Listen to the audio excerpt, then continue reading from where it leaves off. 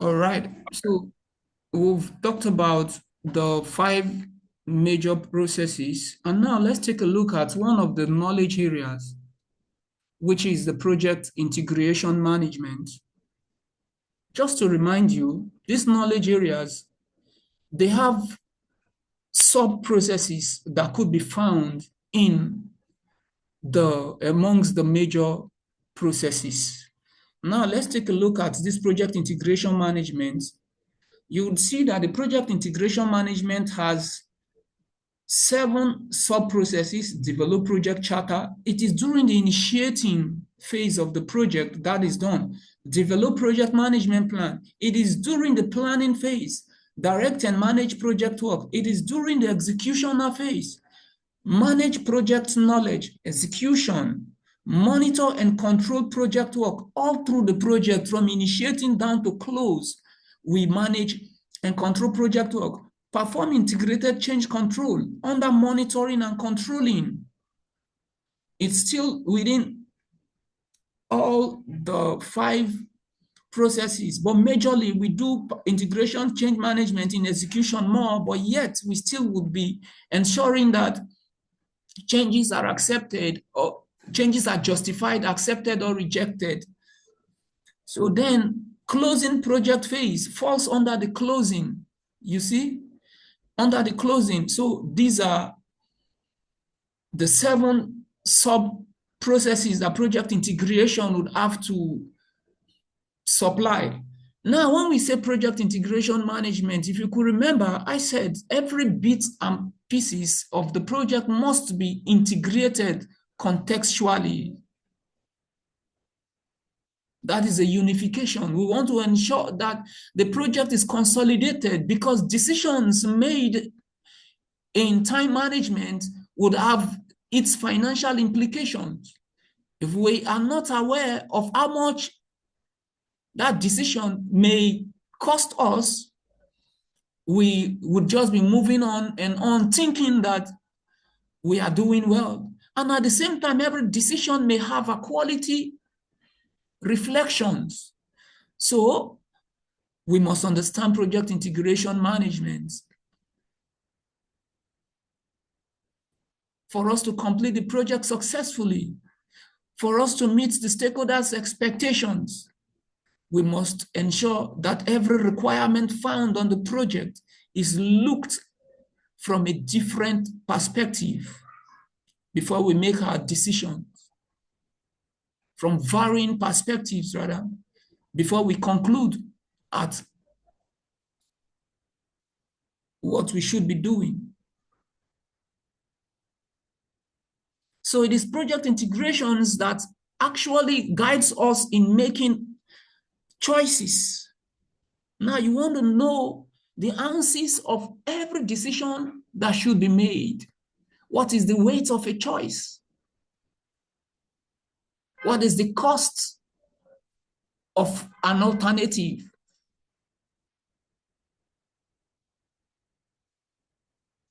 Talking about advantage or disadvantage of that decision. So that's about that. And then in this area, we've talked about the project, develop project charter, like I said, right from the initiating phase of the project. The first document we create is the project charter. And in this process, we want to ensure we have a document that will formally authorize the project, a document that will formally authorize the phase, a document that will formally authorize the project manager to start carrying out the project activities. And on this document, we have some definitions, maybe like the financial definitions. The initial budgeting is there, but at this phase, this estimate is just about an historical estimate, a very rough order estimate, which is minus 25% or plus 75% accurate. And this document is about 1 to 3 page document. And this is what the project manager needs. And sometimes the project manager could have been contracted to build this document. The business needs is first of all identified, and the market researches are carried out to justify the investment. They are found on the project charter, and these are housed by what is called the business case. Why the investment and how much advantage the investment will give to the investing organization. So having gotten the project charter, we move on to the next, which is to develop the project management plan. Here now, we want to now start documenting necessary actions that will enable us define, enable us prepare and integrate all the subsidiary plans. We do not manage projects with a single plan. A group of all these plans put together are what is called the project management plan. Yeah, like we can understand in project integration management, there are interfaces that we must manage. Decision made in one area would affect the other. So while we make financial decision, we want to know how that decision will accelerate or offset the project. Then with the project management plan, we move up to the direct and managed project work, where we start performing the work that has been defined in the project management plan. Because the developed project management plan gives birth to the project management plan, which is the output of that knowledge, the output of that process. We carry that project management plan into the direct and managed project work. Now, performances are being recorded. This is where we choreograph the actual work that has been defined in the project management plan. And the choreography must be in line with the desired expectations. We just don't want to dance. We want to ensure that we are taking the most appropriate steps that would give birth to the most desired results. There is no way we will be on a project without learning new things. So PMI would encourage us to ensure that we watch out for new things that are being discovered, that those new things will save you money in the future. So once you learn those new things, ensure that you document them. You manage them very well. Use those new knowledges to make decisions. So having been aware, having been trained on how to do that, we talk about the managed project knowledge. Here now, we want to ensure that we sit down to remind ourselves that existing knowledges should be used in creating advantages that will help us realize the project objectives with less cost, less time, less stress, and give us a better quality of the final output. So manage project knowledge is done during the execution, and monitor and control the project work is very important. We must track our success. We must review our performances, and ensuring that the progress is being regulated in a way that the desired objectives that are defined are realized. And where could we find the desired objectives? In the project management plan.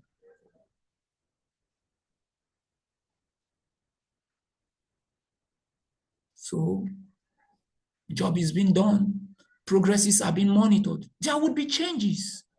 And sometimes changes comes like opportunities, sometimes like threats. So we would be analyzing their impact and their possibility of occurrence, their likelihood of occurrence. And when we analyze them, if they are positive, we would be able to ascertain what advantage they would bring to us before we go on to implement them, or before we go on to want to stop them. We pass it on to the CCB, the change control body, which is part of the integrated change control.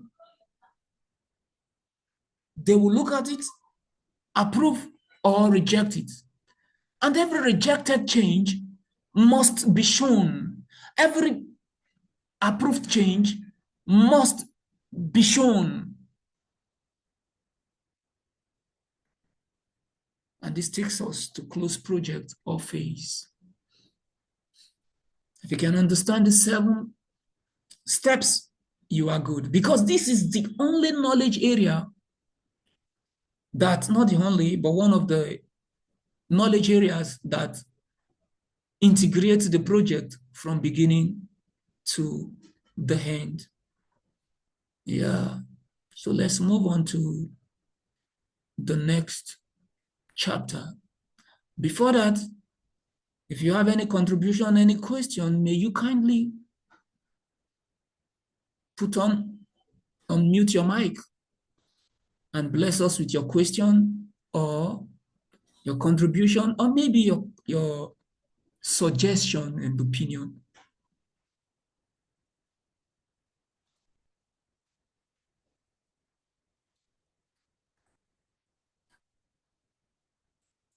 Today, the class is very quiet, and I like it. But yet, I still would have to be requesting that you have some contributions to make.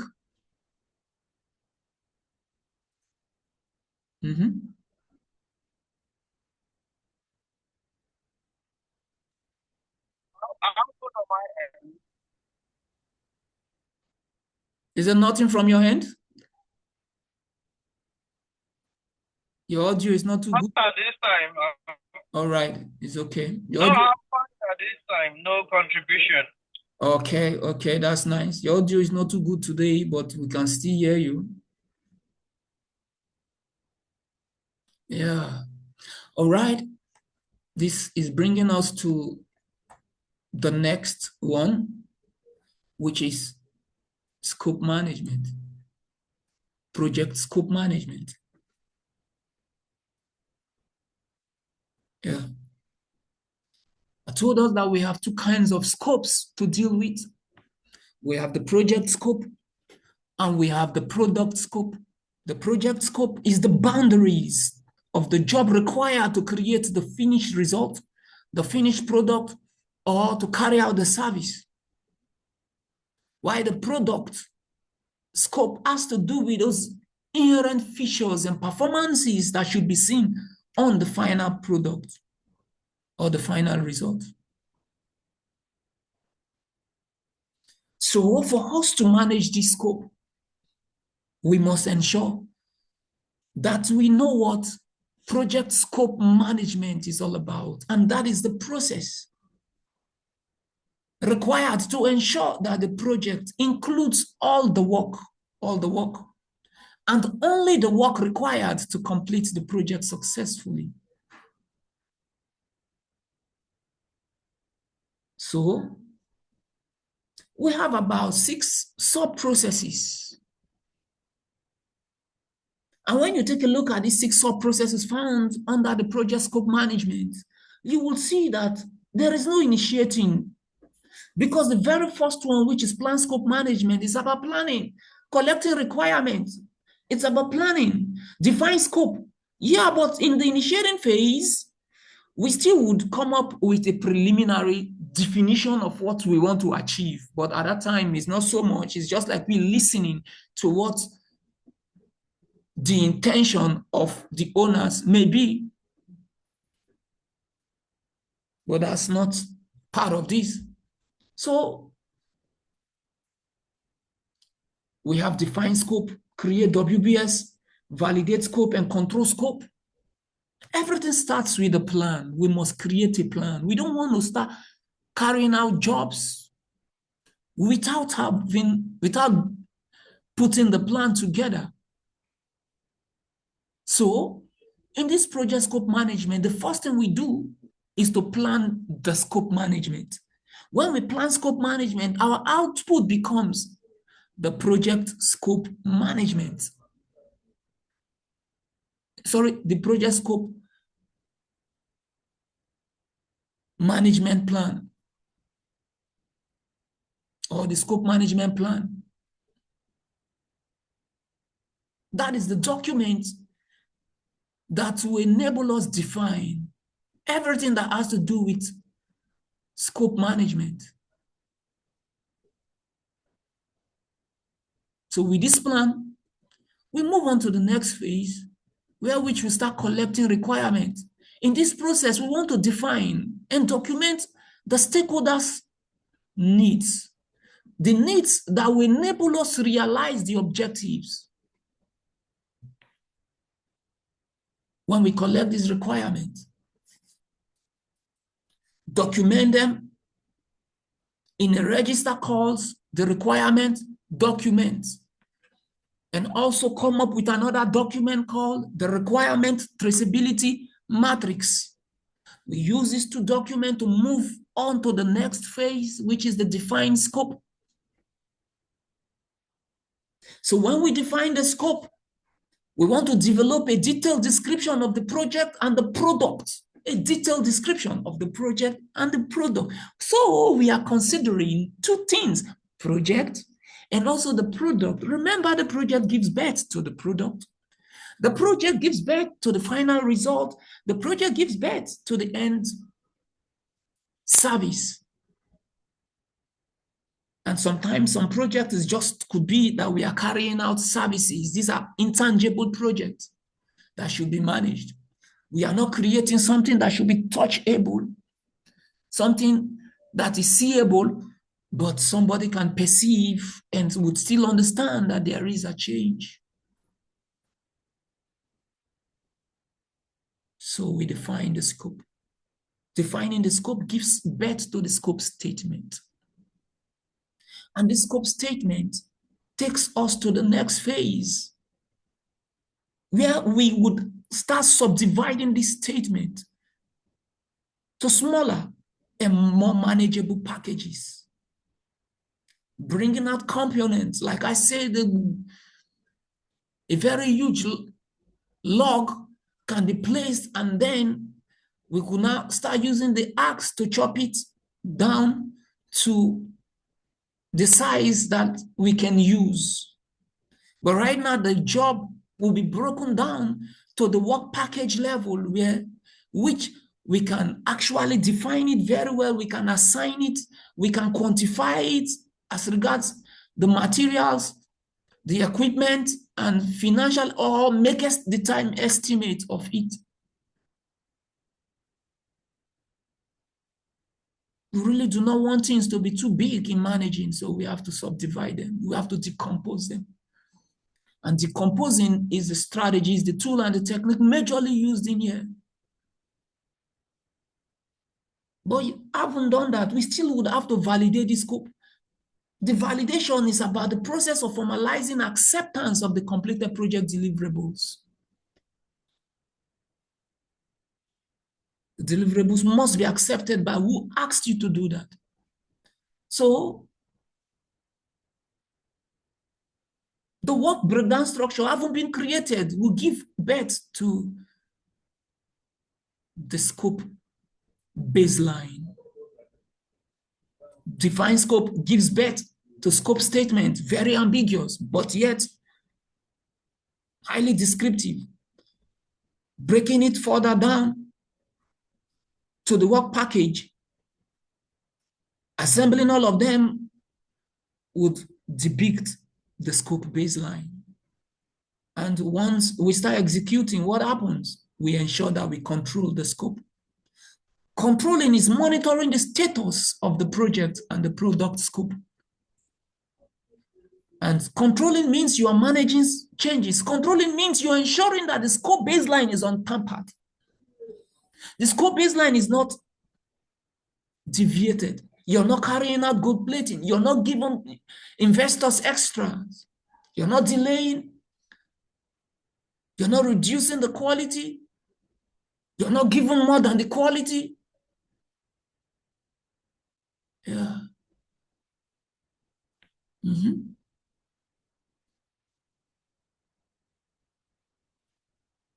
This takes us to this. Yeah, that is the end of that.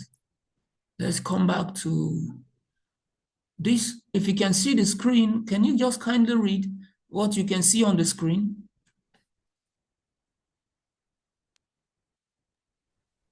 Project schedule management. Schedule management. Yeah, thank you very much, because I changed, so I really wanted to be sure that we are on the same page.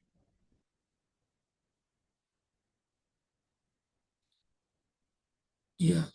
When we say schedule, we're talking about time.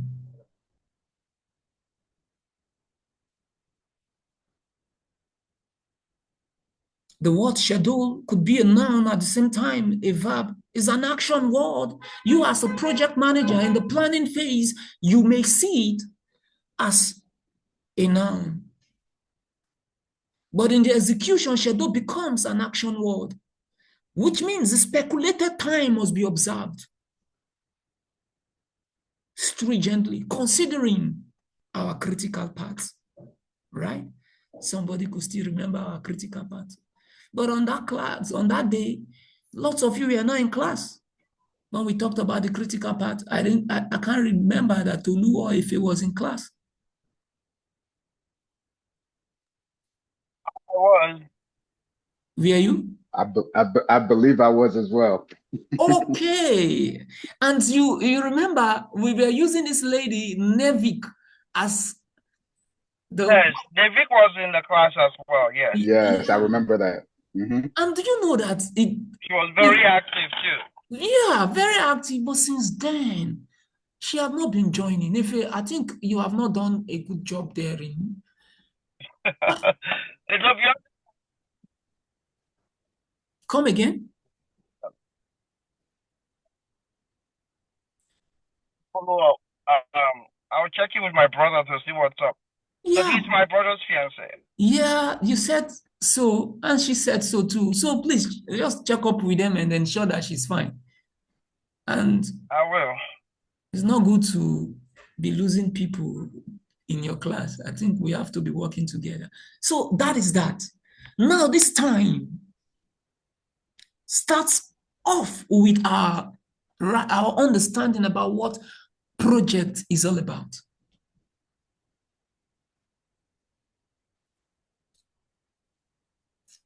Like I said, a project is a temporary endeavor undertaken to create a unique product, service, or result. And when we look at this definition, when we say endeavor, there is an execution, there is work needed to be carried out. When we say temporary, there is an expected time. How long would an activity, how long would the project last? And when should it be started? And when should we close it? Can you see? So, should we not define it very, very well and understand how long it will take? And when should be the most economical time to carry out that project? What is the most economical time to carry out those project activities found in the project? And without coming up with a good management expertise, we may not be able to understand all this. That's why we met around the world and say, why not we dedicate a chapter to this knowledge area? So when people like Simone and Efe would come to join us, they can actually say, wow, people ahead of us have done a good job for us. So why not we just sit down and enjoy the cruise? And you are here now. So what should you do?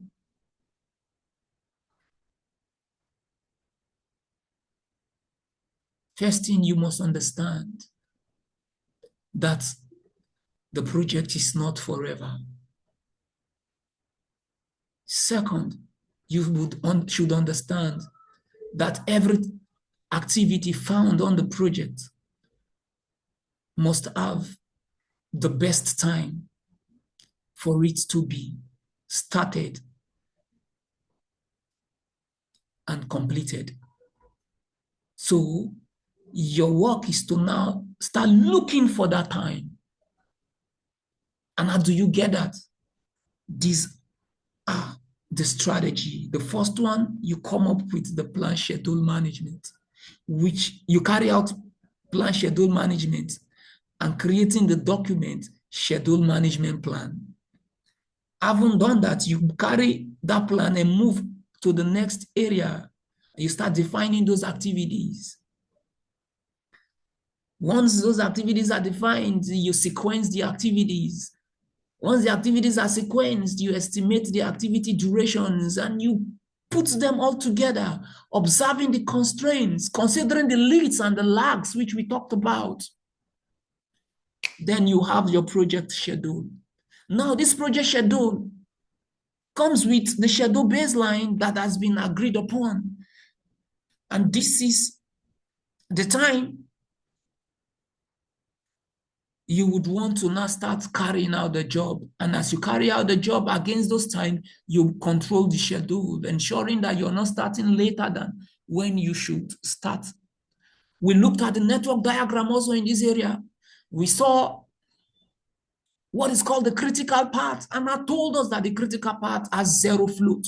And what is float? Float is the playing time, where which an activity can be delayed, yet it will not affect the succession of another activity. That is float. How long can activity be delayed that it will not affect the start of another activity? Should be ascertained. Then when you look at the network diagram, but before we get there, let's see how we can understand some things. Let's go back in time. So, okay, we have the project the schedule management plan as the output gotten from the plan schedule management. We now move on to define activities. Now, defining activities is the process of identifying the specific actions to be performed to produce the project deliverables. Just calm down a little. Remember, I told you about the work packages, which was the least level of work gotten when we subdivide the work. When we created the work breakdown structure, we had work packages at the lowest level. I'm going to be changing the material so we can run down to that area where we can see the WBS. I'm in another document. I just want to go back to WBS and show us something. Okay, this is to create the work breakdown structure, the WBS, which is subdividing the project deliverables, right? Now let's go on to see a diagram. Now, when you see this diagram, you can see project 1, you can see project 2. Project 1 is broken down into a task, 2 tasks, task 1 and task 2. And task 1 is further subdivided into another subtask 1 and subtask 2. Subtask 1 is further cascaded into work package 1 and work package 2. All right. Ife, is that clear? Yeah, I'm going to be answering for you. It's clear, right? Yes, it's clear. Okay, now if you now take these your work packages, carry them. Have you carried them? Now we're going to move these work packages to the next knowledge area, the place where take it into the defined activities. You have carried them, right? Now you take one out of the bag and place it on a platform and take out your hammer or your axe. And I want you to furtherly divide it. You now hit it. The work package can now further be subdivided into smaller, more manageable level, which are called the activities. Can you see now?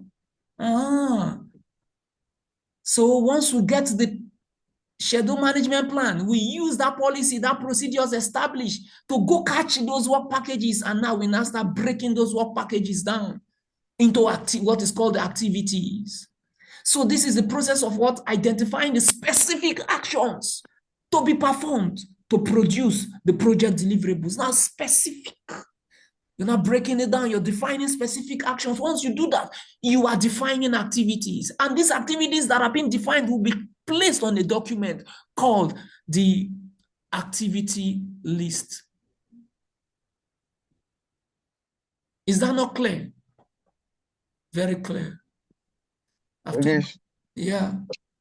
Now, these activities found, you agree with me that some would happen, be completed before some.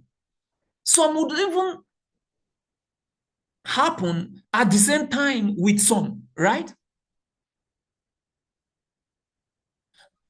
Kindly keep if you're not very busy in the house or at the office, kindly keep your mic on a little. Today, I really want you to correspond with me. Do not be giving me this thumbs up. You see, you have to on your mic today. I want to hear your voice. Today, I like to hear your voice. Now, let's go. So that is clear, right? So, yeah. How do we know what comes before what? It's defining, sequencing these activities. That is the process of identifying and documenting the relationships among the project activity, what comes first before what.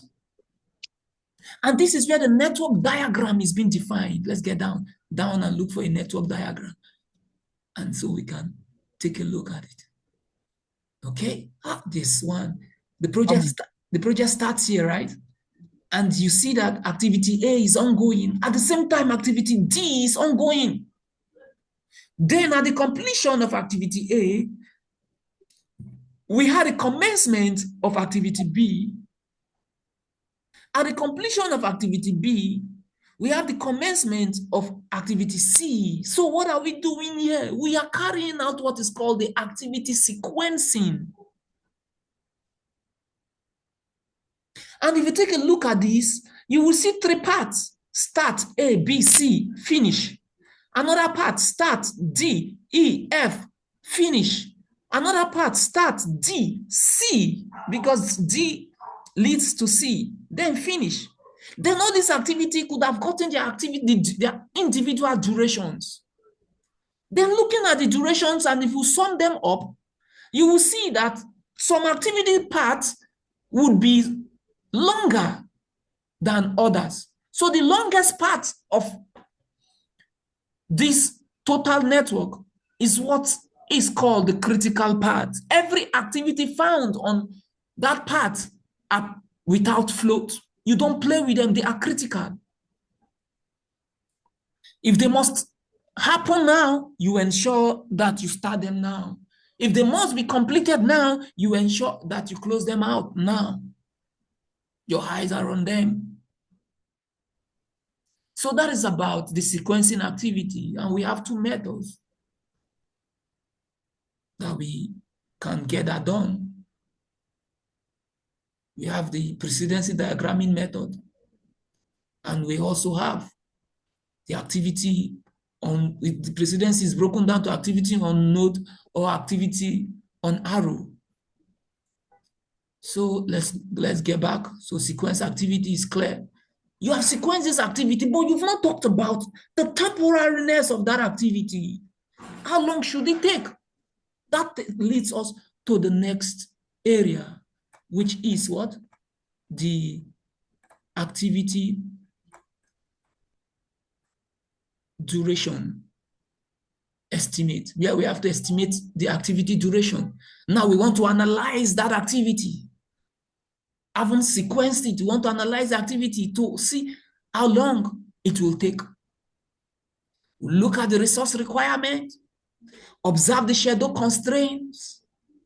Constraints are things, are stoppages, are things we must observe. Constraints are limitations. You must observe them to plan the activity durations.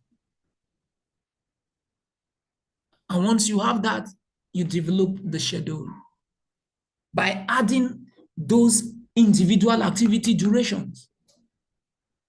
When you add them up, you would know how long the total project will take. But adding them all up may give you something else. That's why you must ensure that when you are adding them up, you are considering those constraints. Those are the leads and the lags. And what is the system? The system for you to develop this schedule is to identify the longest path.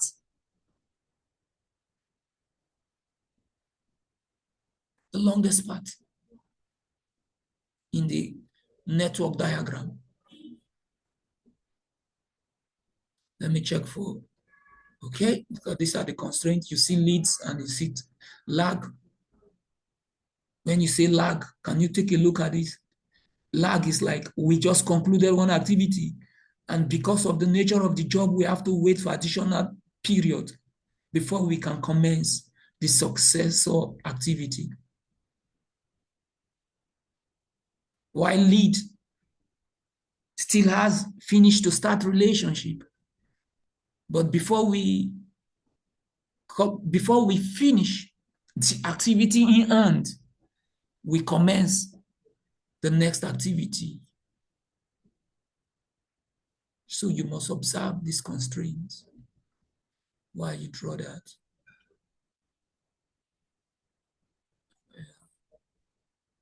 I told us about different kinds of dependencies. I told us about the mandatory dependencies, which I said are those that are contractually required or inherent in the nature of the work. I used book, researching, writing, and editing. I said before you start writing, it is actually in the nature of such a project that you carry out your research before you write. You cannot write before you research. These are mandatory.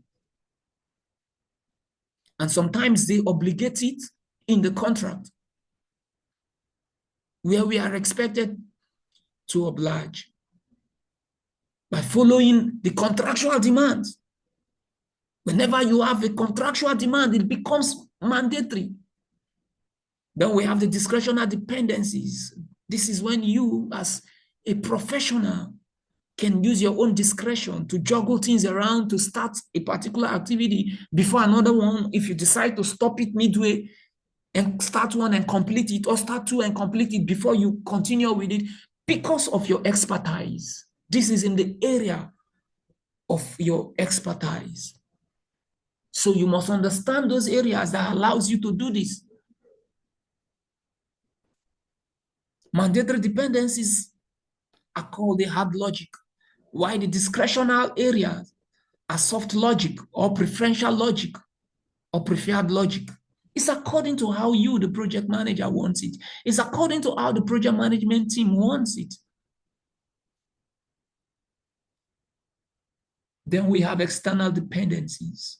These external dependencies can be identified in the enterprise environmental factors analysis, when you now start discovering certain things in the market that can constrain you. So these are relationships that has to do with the project activities and non-project activities. They are outside the project team control. But you must observe them as you plan, as you schedule. Like the city where I am right now, there is an election. Election took place from the early hours of the day, 6 a.m. to 6 p.m. So there was no movement. So we cannot be permitted to carry out construction activities or marketing activities during that time. So we are already restricted to observe it and reschedule our activities to take place when there is movement in town. So when you conduct your project, observe all this and take a look at this. It's a network diagram with different parts. And it has different kinds of relationship. We have four kinds of relationship. We have the start to finish relationship, or finish to start. The most popular one is the finish to start relationship. We have finish to start, finish to finish, start to start, start to finish relationship. Now, if you take a look at this, you see that A and B has what? Start, finish to start relationship. A must be finished before we start B. Whereas in a way, you can see that A and H can start almost at the same time. At the same time, K too. So these three activities, A, H, K, all have start to start relationship.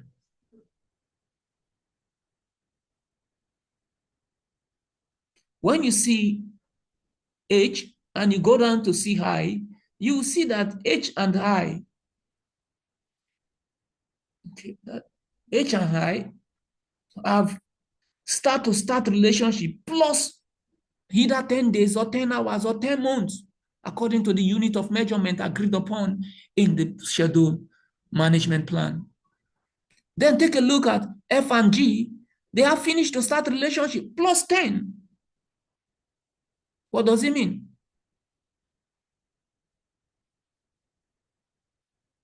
Which means when we finish F, we can wait either 10 hours, 10 minutes, 10 days, 10 months before we commence G, according to the unit of time measurement.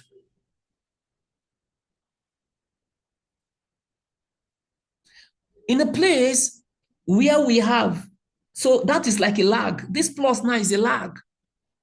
In a place where we have minus for a finish to start relationship, that is like a lead. Yeah. So we estimate the project and now, okay, this brings us to the tools and techniques used in making estimates. We talked about the analogous estimate, if you can remember, that when we use historical statistics to predict either duration, we use historical statistics to predict either the start time of a project, looking at a project that looks like similar to the one in hand, and we are using that as the basis for planning. And such an estimate is a rough order estimate. Like I said, it has minus 25% or plus 75%.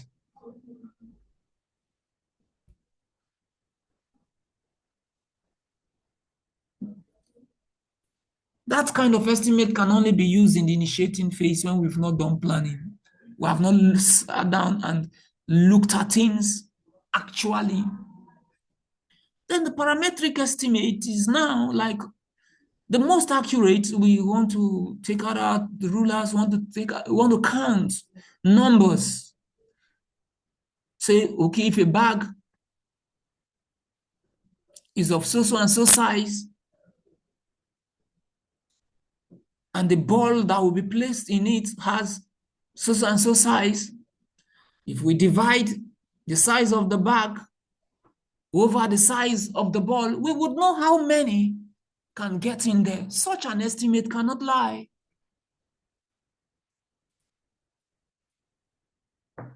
Yeah. It cannot lie.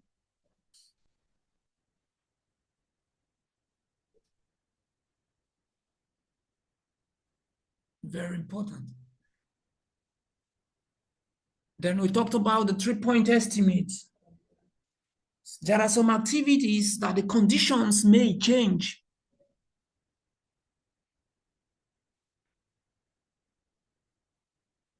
Some days we could spend 3 hours to complete them because of some mandatory requirement. Some days we may spend 4 hours or maybe 6 hours. When we see that the situation will favor us so much, Maybe that 3 hours could be said to be an optimistic condition. When situations are right, when situations are favorable, we will spend this amount of money or this amount of time. That is optimistic. But in a place where all conditions are not favorable, we may take a longer time or spend more. That becomes a pessimistic. That is the worst case scenario. The optimistic is the best case scenario. And then in between, when we cannot actually tell what may play, if it will be favorable or not favorable, that becomes the most likely condition. And then we came up with a formula for making either that financial estimate or that activity, estimating that activity duration. We say O, which is optimistic, plus 4M, which M is most likely, plus P, which is pessimistic, all divided by 6. Whatever amount, whatever number we come up with should be used whenever that activity shows up to place it against the required time. So the days that it will be favorable, the days that it will not be favorable will all balance out. Can you see the formula for a better distribution? And this is what you should carry in hand. I don't want you to use a triangular distribution. Use this, and your project is safe. When you know that an estimate, some days you buy less, some days you buy more, some days you buy in between. So you use this kind of estimate to estimate the activity cost or the activity duration.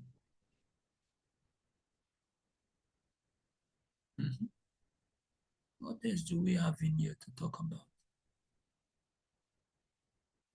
I haven't done we looked at this assignment I gave for drawing the network diagram. Nobody submitted,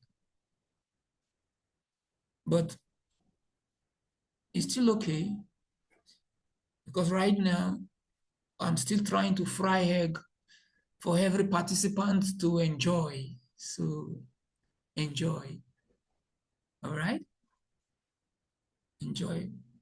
But it's always good you know how to do certain things with your hands, and that will be our advantage. Though the machines can get this done, like the Primavera. When we would learn the Primavera, you'll see that the Primavera can get this done for you. And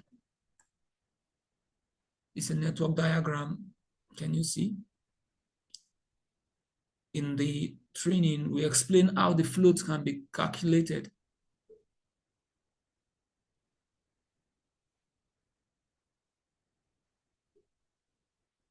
We look at the activity early start and the activity late start. There are some activities that they must start at a certain time.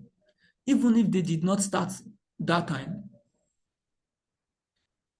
they can start at a later time, and that will still not affect the successor activity. It will not delay the successor activity. Those activities that are like that, they are playing time, they are float. Now, when you look at this, you see that the early start of activity B is 6.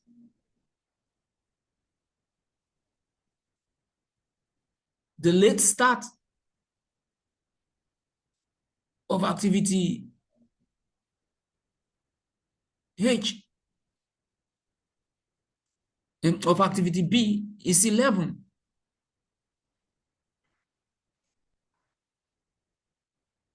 So the difference there is 5. So that 5, if the unit is 1 hour, the unit is 1 day, 1 minute, 1 week, 1 month. That is how much time that activity can be delayed, and it will not affect the start time of the successor activity. We can also use the late finish, the early finish, and the early start. If you start early, you will finish early. So the activity duration is 4, showing 4 here is not calculated, but you should know that activity that starts by 6, that ends at 10, could have taken 4 hours or 4 days or 4 weeks according to the unit given, the unit of time given. So the duration is 4, which is not what we want to look at now, except we want to calculate the critical part. Now we'll now start looking at the activity duration to ascertain the longest part. So this is the legend that can guide you in understanding that you see early start, late start, early finish, late finish. The down is the total float, top is the duration. The total float, like I said, is the playing time. Any activity that has 0 float is a critical activity. You can't play with it. It does not have playing time. You start it at when it should be started. I'm just actually feeling in my mind that somebody somewhere is sleeping. I'm going to send somebody to your houses now, confirm that, and get back to me.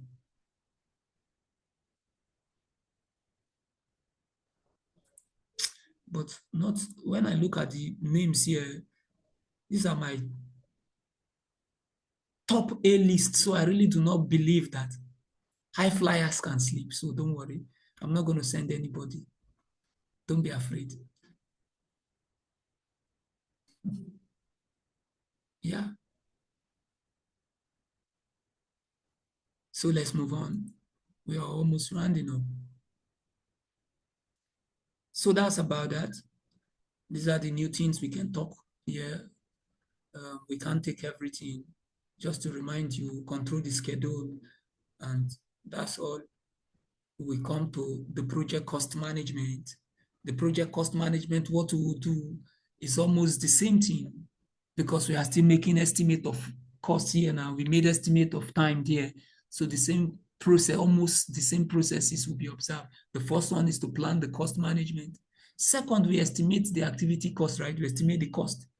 Third, we had those costs for the individual activities. When we sum them up, we have the budget. And the budget will become controlled. And the budget is what is called the cost baseline. You see, it's the process of aggregating the estimated cost of individual activities or work packages to establish an authorized cost baseline. The cost baseline is the agreed upon cost. Let's move on to the S-curve and look at some things that we talked about. This is the cost baseline. If you were taught this cost baseline twice, but I think you can actually explain it very, very well according to your understanding. But I'm not going to ask you to explain that. Let me rather ask Mr. Tulu, can you understand the cost baseline, this diagram that is shown here?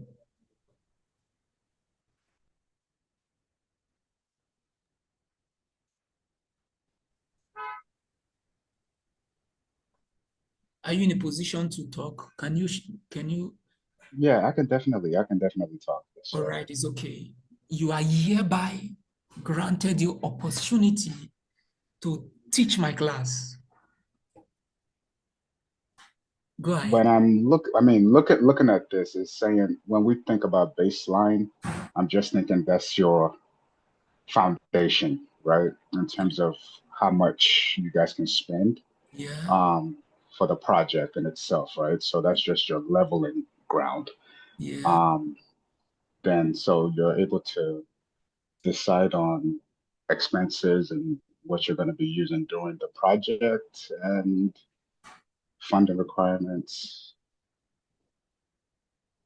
I mean, it's just having to from my understanding of this, is just knowing where you're starting from and how much you can spend. Yeah, till the end. and then how you're allocating it throughout the project, right? Yeah, exactly. But now taking a look at this thick black line, right, is the cost baseline, which means that is what is agreed upon, right? Yes. Then, but this dotted line, it's below. What does it mean? What do you think? Can you say anything about it? I mean, that's keeping your costs lower than the base or than the than the expected price. Wow, so which means they saved some money as they moved on, right? Right. Okay, if he is actually raising his hands, maybe he wants to object you. I don't know if he wants to say you did not do a good job. Well, I don't want to object, but So I wanted to say something, but he ended up saying it anyway. you can say it Like again. I was just gonna say, no, was proposed to be spent at a different stage of the project. Okay. However, there are times here we'll spend low, and there are other times here we'll spend above, depending on the changes that are done to the project. But at the end of the day, Yeah.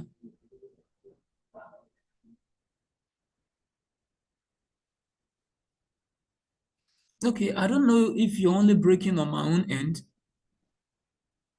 Is it same there, Tolu? Yeah, same thing. I think we lost them there in the middle. Okay. All right. But he's here.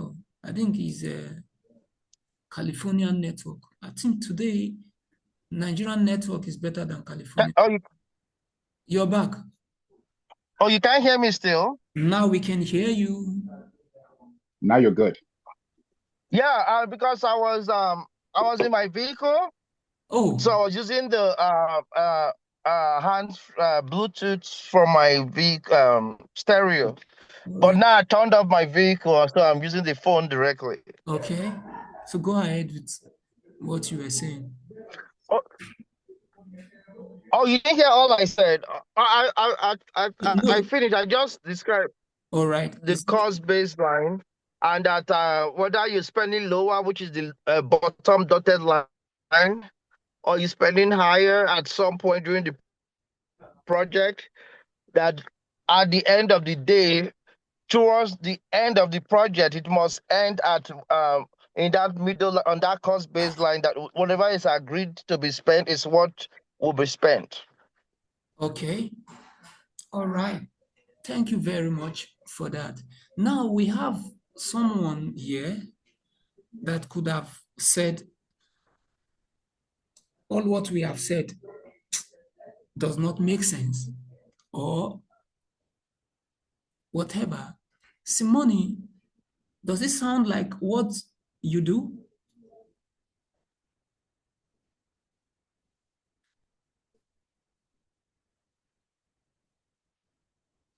Hello?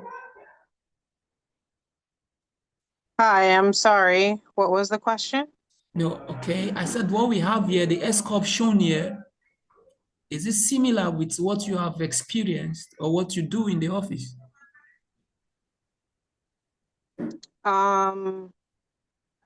Yes, to some degree, yes. Okay. You will come up with budgets too for a period. We do. Well, we do an annual budget of all our expenses and revenue, estimate what our revenue is for the year. Okay. And we usually do that in the beginning of the year and enter that into the system. And then each month or each quarter, we see where our actual expenses are versus our budget. Yeah. And if we feel we need to adjust because of some unexpected expenses that came through, then we'll adjust. Okay. Oh, all right. Yeah. That's nice. I So, like the fact that she actually used the word budget because that's exactly what that is. Mm-hmm. yeah, this is so much. If you are in an organization and you're not talking about money, which means your CADA is low. Just like in the family, the children, all they do is to demand. The parents can sit down and look at the budget, analyze what they will be cutting off, what they would be doing, how they would be increasing their performances, and to ensure that they have lots of savings to take care of more things or the most important or the highly prioritized things.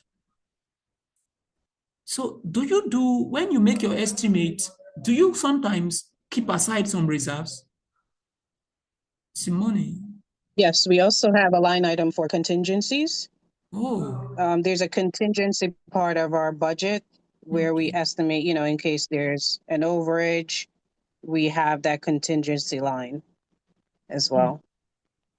All right. So your Um, contingency. and then, All right. Go ahead. sometimes, during the budget process throughout the year, as we get closer to year end, we start to look at what are expenses that we are anticipating that possibly we could push to the next year All right. in order to make our budget a little bit more favorable depending on income, how things are coming in. And that's kind of like how we try to manage the budget from one year to the next, depending on where we want to end up at the end of the year. Okay. Oh, that is so much. You have the hands on there. Is there such a thing called zero-based budget? I've never heard Zero-based that term, budget. but I never what heard does it that either. mean? What does it mean? Maybe it's a different term that's used in standard business. I'm not sure. Okay. So you two, you have not come across the term? No. No, sir. Right.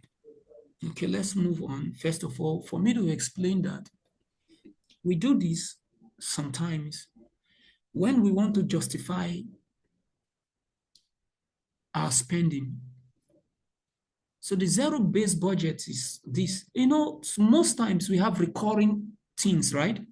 Recurrent things, recurrent activities, recurrent item that whenever we have money, we will take care of, right? And because we already know from the onset that these recurrent items are very important, they just stay on the budget, not justifying them. They're already justified. So when the money comes, we know we must take care of them, and we take care of them. In a place where we do not have so much money and lots of things are happening, management may want to come up with a new policy that in the beginning of the year or in the beginning of a month, we will start off not writing anything that we want to spend. Nothing is important. No organization, no department, will come and demand certain amount of money. Nobody will give us a budget of what they feel is important before the money is made. So we would wait. Once the money comes in, everybody will come and recontest, reprioritize. Not because we gave you money for something that you said was important last month. We will still give you money for it this month. Every financial year, we start afresh. There is no recurrent expenditure. So everybody would have to come up with, just give me a minute, let me.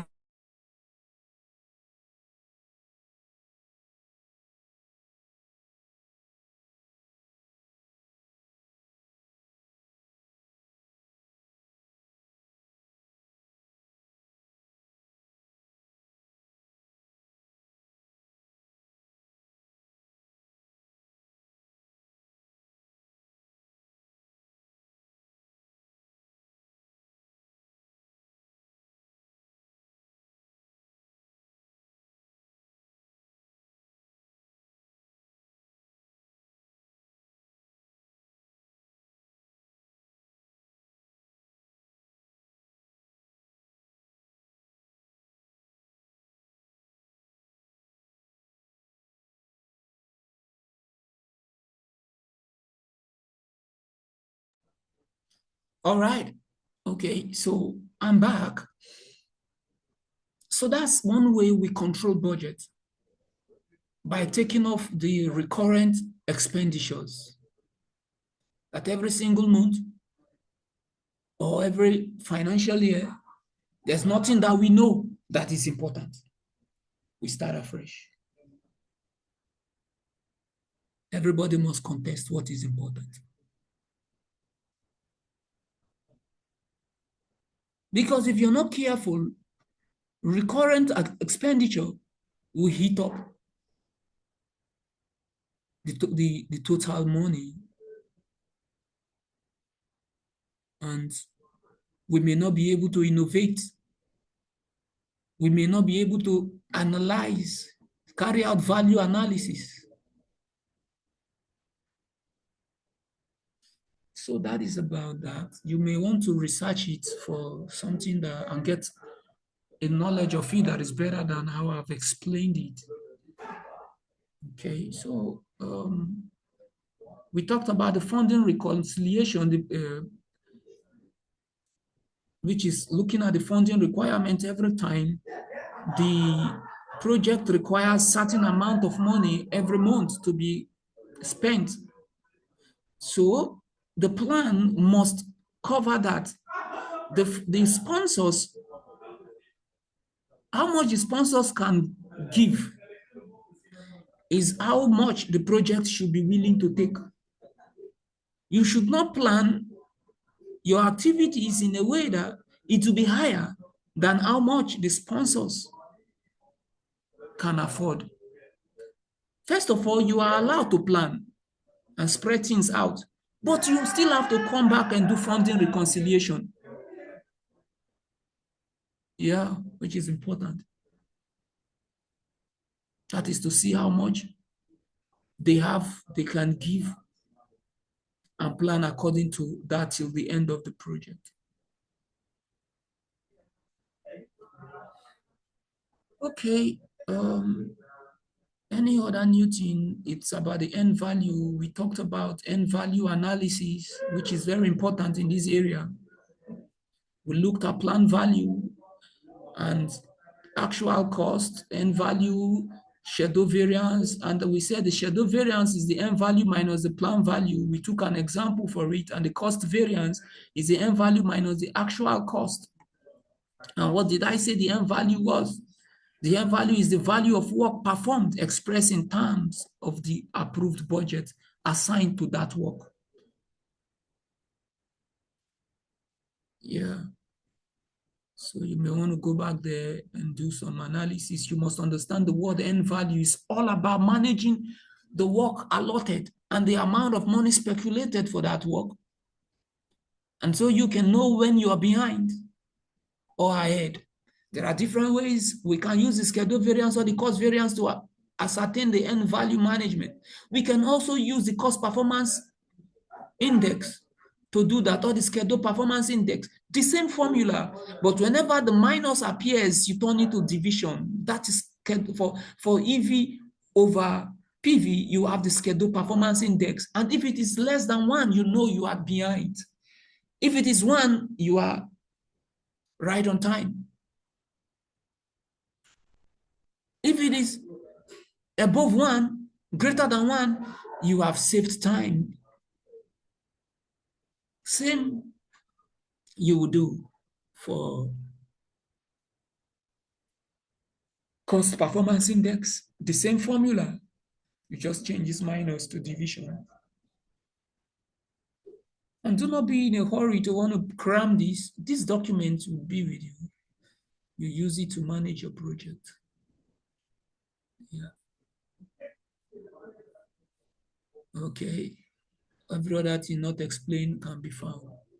So this brings us to where I think we should call it a day and then just interact and finally call it a day. All right, let me see.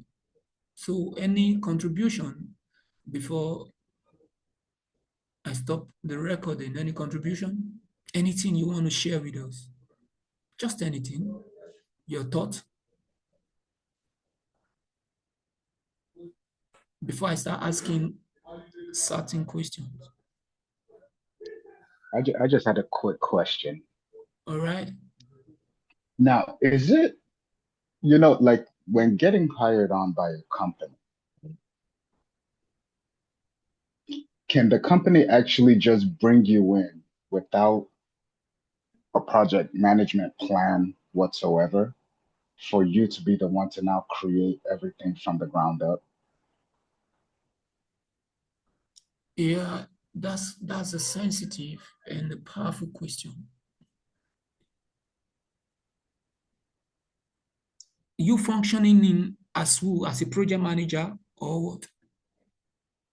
As the project manager, yes. All right, let me answer you.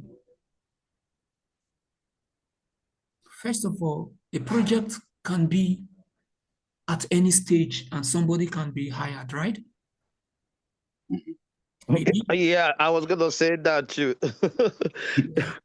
You could be hired at the beginning time. Maybe that project manager might quit or something must have happened and was laid off or whatever, and then you brought in halfway through where there is already a plan. Whereas you could also be hired where you're the one that creates the plan. So you could come in at any point of the project, I think. Yeah, you're right. But most times they would like to assign you from the onset. Yeah. Then you, the project manager, it depends on who is hiring you. Could be someone, it could be a new project that the organization had not done a project before. And everything will rise and fall on your knowledge. Anyhow you do it, that is success, right? Anyhow you do it. But sometimes it could be that there's an existing project manager, but an expansion had just been observed. And someone is needed to take care of that other project. So there could be existing plans on ground, like your organizational process assets. You have similar project already available. So all you need to do is to come in and start planning. Now, when we say planning, you as a project manager may come in as a support.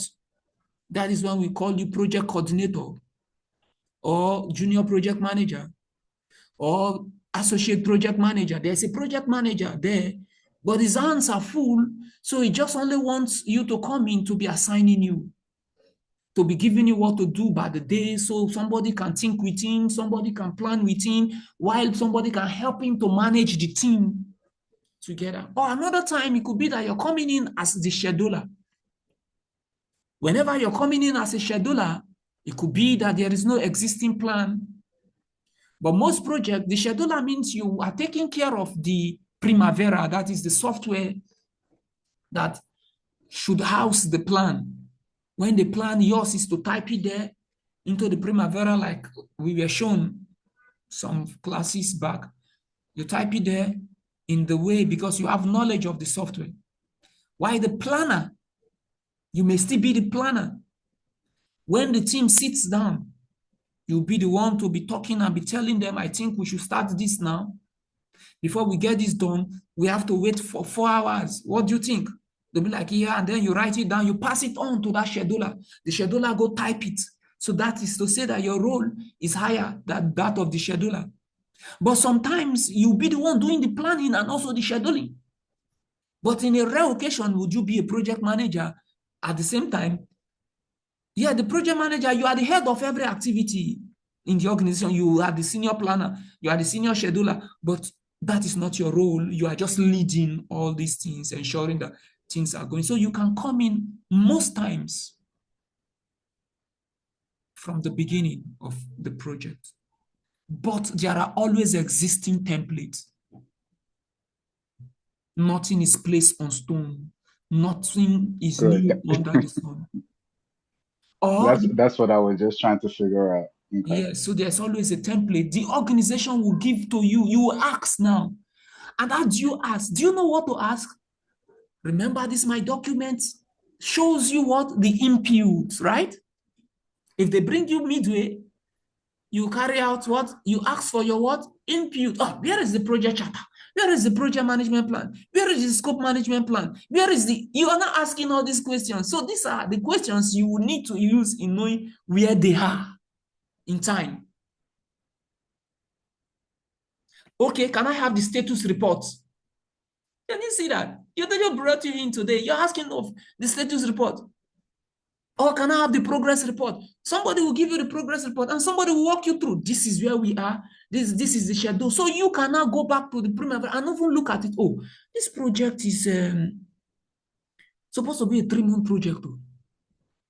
And this is 1 month, 2 weeks. And we could have achieved 50% of the project. It's showing that we have only achieved 45% of the project. So we are behind.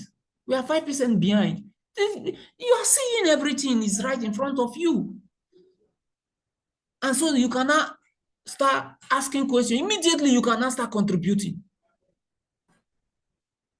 By looking for that which is causing the problem. That's what you want to discuss now. Why are we behind? We are behind because of this, because of that. We are behind because we are looking for somebody, scheduler, and no scheduler. And thank God you are here now. Things like that. So, anytime they bring you in, remember you are not, the project is not coming out of your head. You are a middleman. If it is a pharmaceutical project, pharmacists are there. Doctors are there. Patients too are there. Marketers are there. Financial analysts are there. Cost engineer is there. Scheduler is there. So yours is facilitation, using your project management expertise like what we have talked about. All the things which you are learning to lead the team and be making new decisions. You now know what your pharmacist should say. You now know what your doctor should say. And you identify the conflict of interest. The doctor is saying this, pharmacists are saying this. Without you, they will quarrel. So you are there to resolve them and come up with a unified front. Like the scope statement, like the scope baseline, like the project management plan. They didn't know that everything that will be done require policies and procedures. But you know, maybe the investors too do not even know that there should be a change control board. But you know, you now will have to come up with the policies that once a change is being identified, these are the procedures that it will pass through before it will be, oh, they didn't know. But you just brought it in and you have written it down in the policy. Ah, really? So these are the project governance. The senior investor, the project manager, the senior doctor, the senior pharmacist. These are members of the team that will sit down to review all the requested changes. And you, Johnson or James, if you want to raise a change request, ensure that you have your justification attached to it. Why attached to it. And also attach your how you will implement that change. And also attach your what it will require. Also attach the advantage it will bring to us. Also attach the cost, the disadvantage you will get if you don't do it. Can you see the policies which so somebody wants to raise a change request? We immediately go lay hands on that manual and say, okay, let me fill in the column. First of all, the title of the change requested. Secondly, the why I want it to be changed is because of this. He finished. Oh, what will be required? He answered that. Is there an advantage or disadvantage? You understand? These are what you are bringing in to help them build. Now, once you have all this policy, so that's why I said sometimes they bring you in a new project where they don't even have a system. Sometimes they bring you in to come and help the organization have a project management department. So at that level, you are coming up with standard operating procedure, the SOP. Simone, did I sound educated?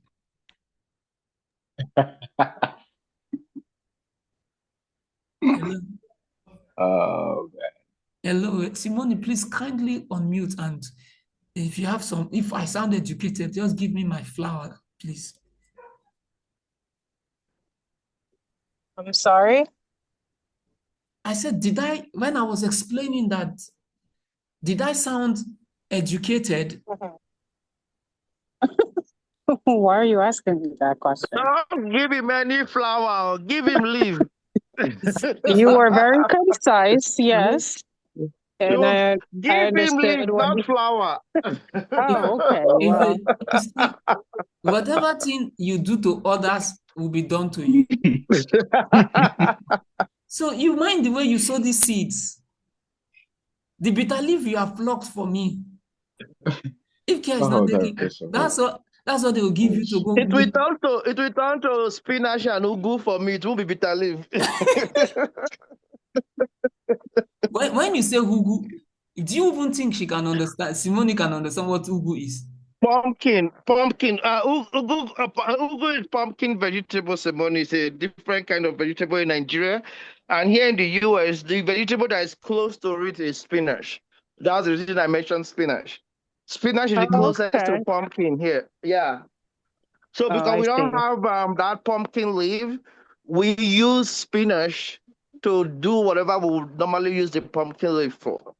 Oh, So that, got it. And the native name for the pumpkin leaf is ugu. yeah. That's what he wanted me to Okay, explain to you. got you. So I'm learning so much. Yes, you are. So No, but your explanation was on point, though. It definitely it was. I understood that. you see why I always want you to be in the class, because when people are denying me of my award, somehow you bring it to me. Yeah, I got you. thank you very much. You know, when we come like this to learn, it's just time to be fulfilled. And as we talk like this, we're taking care of depressions, we are taking care of lots of other things. This is the most important thing, why we learn and we laugh. Okay, so that's all we have for the day.